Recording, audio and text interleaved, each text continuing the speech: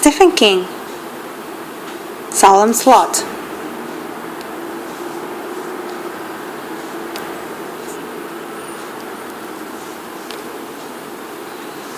Old friend, what are you looking for? After those many years abroad, you come with images you tended under foreign skies, far away from your own land. George Safaris.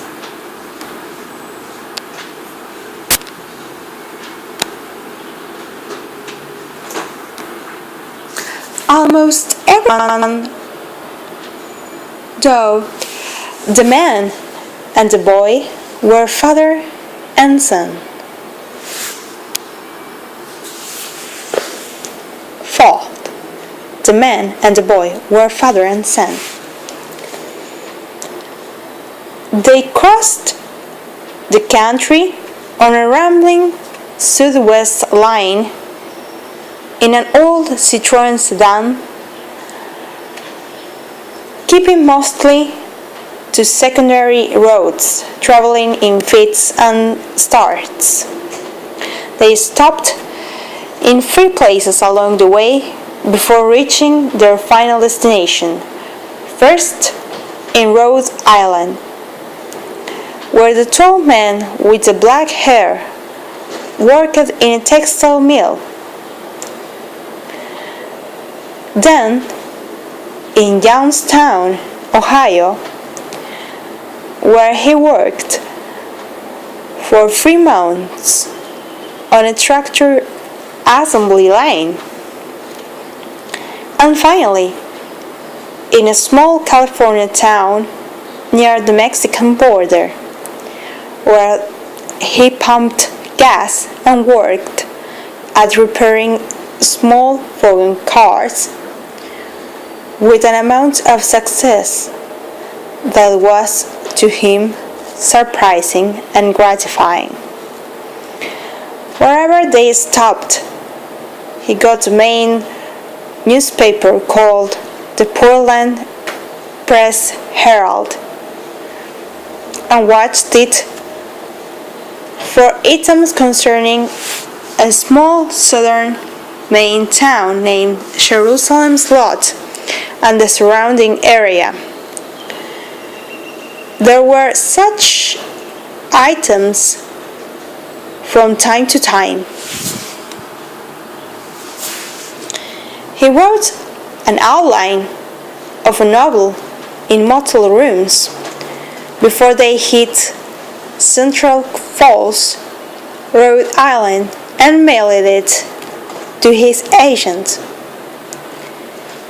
He had been a mildly successful novelist a million years before, in a time when the darkness had not come over his life. The agent took the outline to his last publisher, who expressed polite interest but no inclination to part with any advance money. "Please and thank you," he told the boy as he tore the agent's letter up. "We're still free." He said it without too much bitterness and set about the book away. The boy did not speak much. His face retained a perpetual pinched look, and his eyes were dark as if they always scanned some black inner horizon. In the diners and gas stations where they stopped along the way, he was polite and nothing more.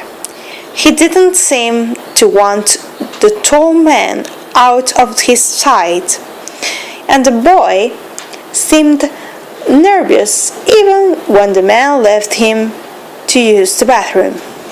He refused to talk about the town of Jerusalem's lot, although the tall man tried to raise the topic from time to time, and he would not look at the Portland newspapers. The man sometimes deliberately left around. When the book was written, they were living in a beach cottage